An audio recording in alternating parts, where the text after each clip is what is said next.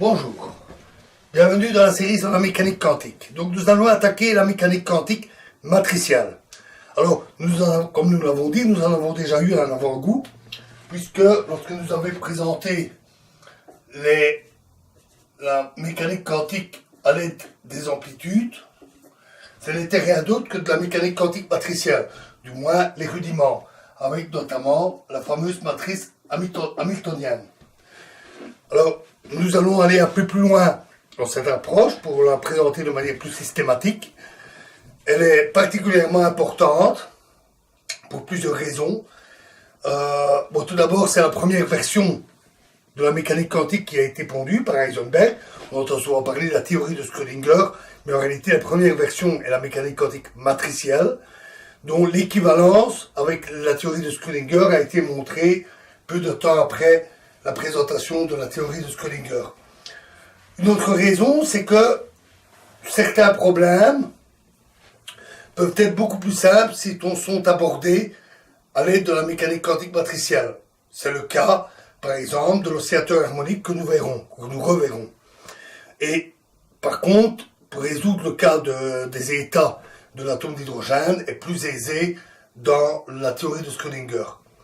Donc on choisit l'approche qui est la plus appropriée.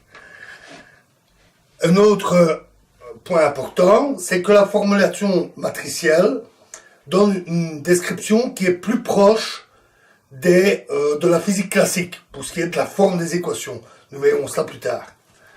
Alors, nous allons commencer ici dans cette vidéo par une présentation des matrices. Alors, bon, c'est un tableau de nombres, ça nous avons déjà vu.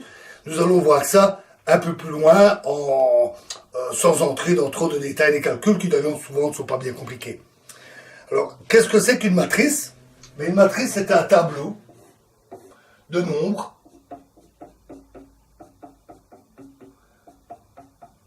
avec un certain nombre de lignes et un certain nombre de colonnes. Un élément quelconque, par exemple pour une matrice A, les éléments seront notés A, J, K, deux nombres. J est la ligne, la Jème ligne, et K, la colonne, la Kème colonne, tout simplement. Le nombre de lignes, le nombre de colonnes peut être fini. Par exemple, une matrice de 3 lignes, 3 colonnes. Nous avons vu des exemples avec la matrice hamiltonienne, où nous avions des exemples à 2 lignes, 2 colonnes, pour des systèmes à 2 états. Mais le nombre de lignes de colonnes peut également être infini. On peut avoir une infinité de lignes ou une infinité de colonnes, ou les deux. Et ce nombre infini peut être dénombrable, c'est-à-dire 1, 2, 3, 4, 5, jusqu'à l'infini, ou non dénombrable, c'est-à-dire continu, comme pour la droite continue ou pour les nombres réels. Alors, on peut faire des opérations algébriques sur les matrices. Par exemple, on peut additionner deux matrices, A plus B. Alors, pour ça, il faut qu'elles aient le même nombre de lignes et le même nombre de colonnes. Et quand on fait la somme des deux matrices, on fait simplement la somme des éléments qui correspondent à chaque position. Donc ça revient à faire AJK plus BJK. L'addition, c'est très simple. Notons que A plus B est égal à B plus A, comme pour l'addition ordinaire. La multiplication est un peu plus compliquée. Ça consiste, donc si on a une matrice comme ceci et une matrice comme ceci, et qu'on les multiplie, il faut que le nombre de colonnes de cette matrice soit égal au nombre de lignes de cette matrice. En général, on utilise souvent des matrices carrées, c'est-à-dire même nombre de lignes, même nombre de colonnes, mais ce n'est pas obligatoire, et pour la multiplication, il faut juste que le nombre de colonnes ici soit égal au nombre de lignes ici. Et pour avoir, disons, l'élément ici, dans le produit, pour avoir cet élément, on va prendre la ligne ici est multiplié par la colonne correspondante. On va multiplier cet élément-là par celui-là, cet élément-là par celui-là, celui-là par celui-là, et faire la somme de tous. Donc, l'élément JK est égal à la somme de cette ligne-là fois cette colonne-là. On pourrait noter AJBK dans une notation un peu simplifiée. Donc, c'est pas bien compliqué non plus. Alors, notons que on vérifie facilement que la distributivité reste applicable, comme pour les nombres ordinaires. A fois B plus C est égal à AB plus AC. De même, l'associativité. Si je fais d'abord AB et puis je multiplie par C, ça revient à multiplier B par C et à multiplier par A. Par contre, contrairement aux nombres ordinaires, dans les nombres ordinaires, 2 fois 3 est égal à 3 fois 2, par exemple. Mais on vérifie facilement que, en règle générale, très souvent, AB est différent de BA.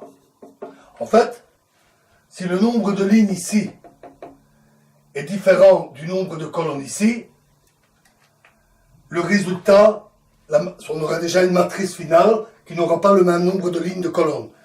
Le résultat sera inversé avec les deux multiplications. Mais même pour des matrices carrées, par exemple, des matrices 3-3 fois une matrice 3-3 donne, quand on multiplie, une matrice 3-3, même dans ce cas-là, la plupart du temps, la multiplication n'est pas commutative. On dit aussi qu'elle est non abélienne. C'est une particularité importante des matrices. Alors, on appelle matrice nulle, qu'on note grand O, une matrice dont tous les éléments sont zéro. Et dans ce cas-là, O, grand 0, fois A est égal à A fois 0 égale 0 pour toute matrice A. En fait, on démontre que si on a ça pour n'importe quelle matrice A, alors on a forcément des zéros partout. On appelle également la matrice unité, qui est forcément une matrice carrée, où on a tout des 1 sur la diagonale et des 0 ailleurs. On vérifie facilement que A fois 1 égale 1 fois A égale A. À nouveau, si ceci est vrai pour toute matrice A, c'est la seule possibilité. Les éléments d'une telle matrice peuvent se noter delta KL, c'est le syndrome de Kronecker qu'on a vu.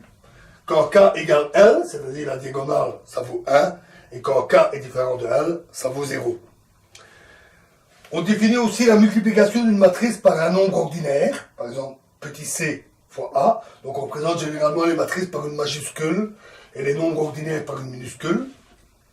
Donc petit c fois A est égal à, revient à faire petit c fois chaque élément, AKL. Ça revient aussi au même que de faire grand C fois A, où C est la matrice constante définie par petit c delta KL, c'est-à-dire une matrice où on a C, petit c partout sur la diagonale et 0 ailleurs.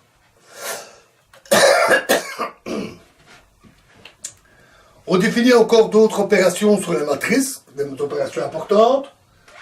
On définit la trace d'une matrice A comme la somme de tous les éléments de la diagonale. C'est-à-dire somme des AKK. Et on vérifie qu'elle a la propriété dite cyclique, que la trace de A, B, de A fois B fois C, etc., fois E fois F, est égale à trace de F fois A fois B fois C, etc., fois E. Donc on peut faire tourner les matrices dans le produit et la trace reste inchangée. On définit également une opération appelée déterminant, qu'on note date, déterminant d'une matrice. Je ne vais pas vous donner la définition ici qui est un peu plus compliquée, vous la trouverez facilement sur internet hein, en cherchant un tout petit peu, c'est très facile, c'est très connu. Le déterminant d'une matrice avec la propriété que le déterminant d'un produit, déterminant AB, est égal au déterminant de A fois le déterminant de B.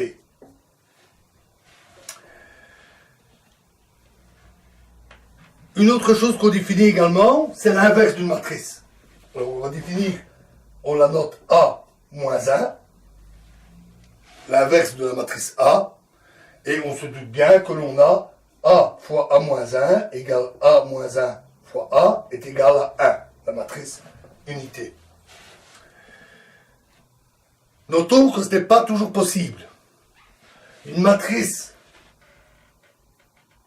qui n'a pas d'inverse est dite singulière. Et une matrice qui a un inverse est évidemment dite non singulière. La condition est que le déterminant de la matrice soit différent de 0.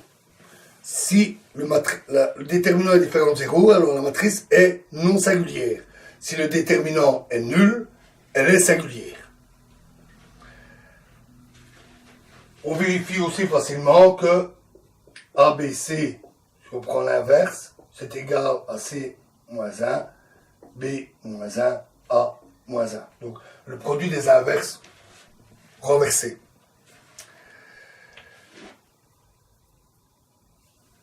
Autre opération définie sur les matrices, c'est la transposée. Donc on va noter A avec un petit t, qu'on réécrit juste à gauche, A transposé. C'est la même matrice, mais où on échange tous les éléments de part et d'autre de la diagonale. Ce qu'on appelle la transposée. Alors on définit, puisque en fait nos nombres qui sont dans les matrices peuvent être des nombres réels, 1, 2, 3, 5, 2,4, etc., mais aussi des nombres complexes. En mécanique quantique, il ne faut pas s'étonner, on trouve des nombres complexes. Donc on peut définir aussi une matrice conjuguée à star, et c'est simplement la même matrice avec tous les éléments conjugués. Et enfin, on définit une matrice hermétique. Alors c'est pas un plus, on appelle ça une dague, ça ressemble à une croix, à une petite croix. On va l'appeler A croix. Donc pas un plus, on ne va pas confondre. Est appelé adjoint hermétique et qui consiste à prendre à la fois la transposée et le conjugué complexe. Donc on peut l'écrire A, T pour transposer, star pour conjugué complexe. Ça revient à remplacer AKL par ALK, puisqu'on fait l'inversion, astérisque, pour le conjugué complexe. Une matrice qu'on nomme souvent H est dite hermétique si elle est égale à son adjoint hermétique. Elles ont une grande importance en mécanique quantique.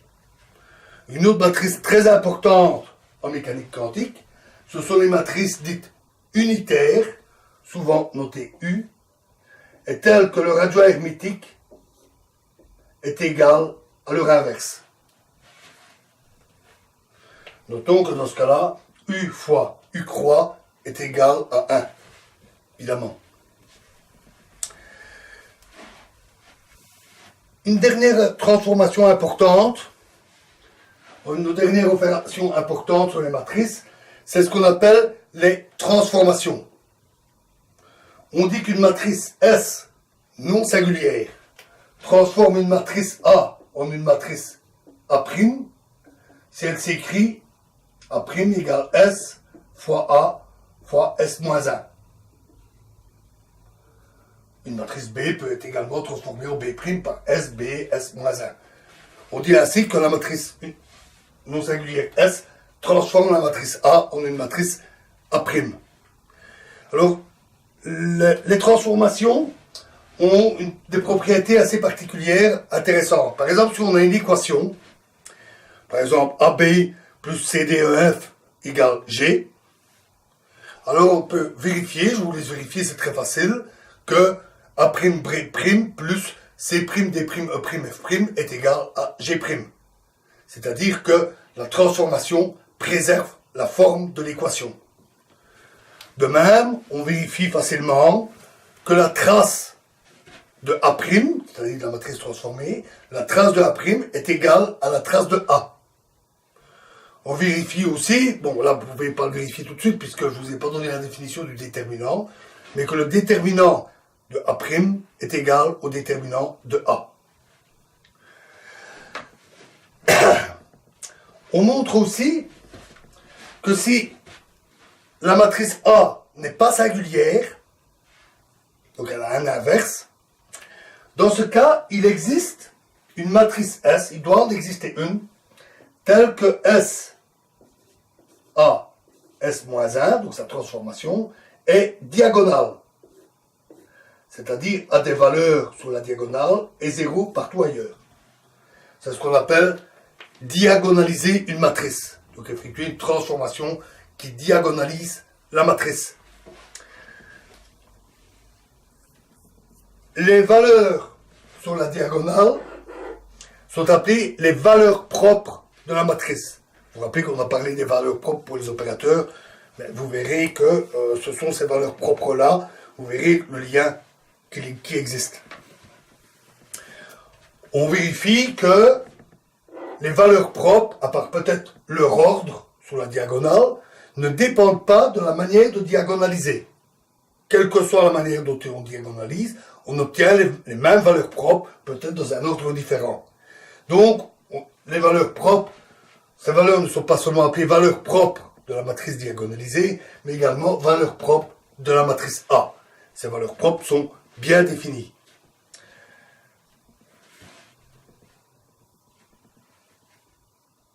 Notons que si on a une équation qui fait intervenir A et A croix, son adjoint hermétique, sous une transformation, en général, la forme de l'équation n'est pas préservée, sauf si S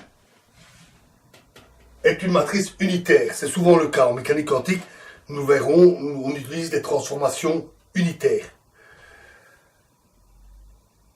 Enfin, on définit des fonctions sur les matrices. Si on a une fonction f quelconque de z, z étant un nombre complexe, on peut définir la fonction f de la matrice A. Simplement, chaque élément, on fait f de AJK, donc on applique la fonction à chacun des éléments de la matrice. On peut ainsi définir toutes les fonctions habituelles sur les matrices. Un exemple très fréquent en mécanique quantique, c'est l'exponentielle. On vérifie par exemple que si on a E exposant A est une matrice ici, et qu'on prend l'adjoint hermétique, croix, alors ça revient à faire l'exponentielle de A croix. On vérifie aussi que si H est une matrice hermétique, E exposant IH est une matrice unitaire. C'est très facile à vérifier. Et dernière relation importante, le déterminant de E exposant A est égal à l'exponentielle E exposant trace de A. Donc voilà un lien important entre déterminant et trace, très utilisé.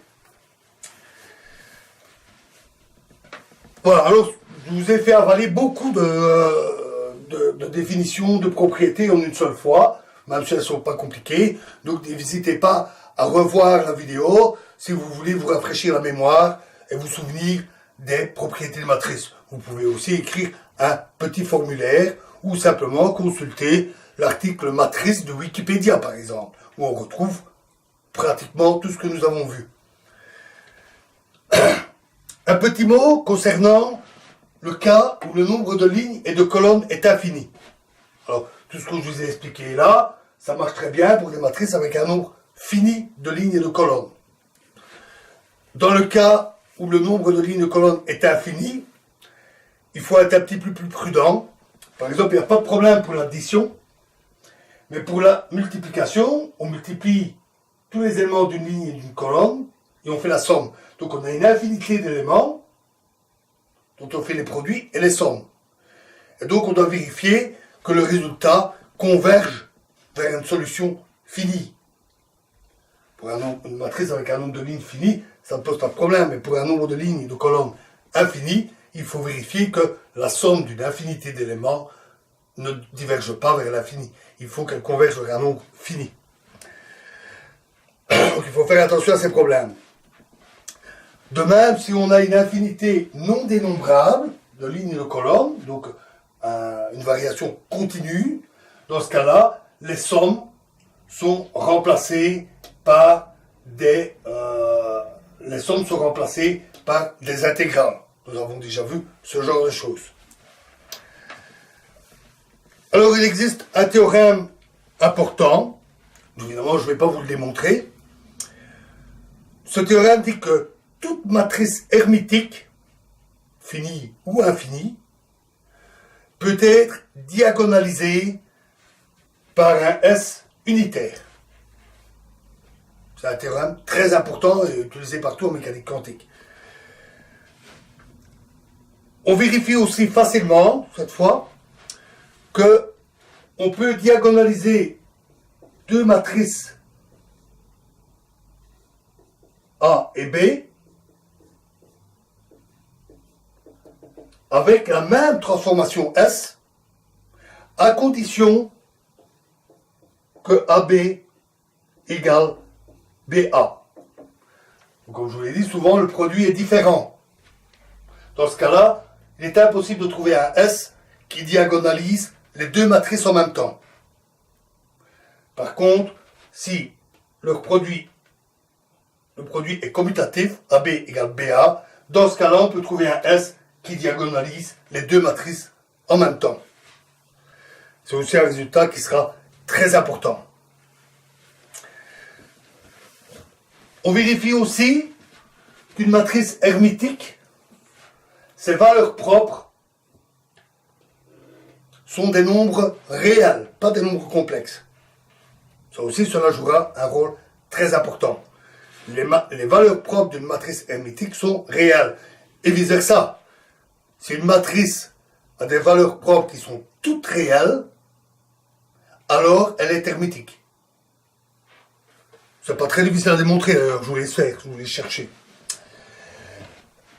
Voilà. Assez pour cette présentation qui doit être un peu indigeste. Donc je vous l'ai dit, n'hésitez pas à la réviser, à trouver un formulaire ou à aller parcourir Wikipédia, l'article sur les matrices. Dans la prochaine vidéo, nous approfondirons la théorie des transformations et nous appliquerons bien sûr la formulation matricielle à la mécanique quantique en utilisant ce que nous venons de voir. Je vous remercie.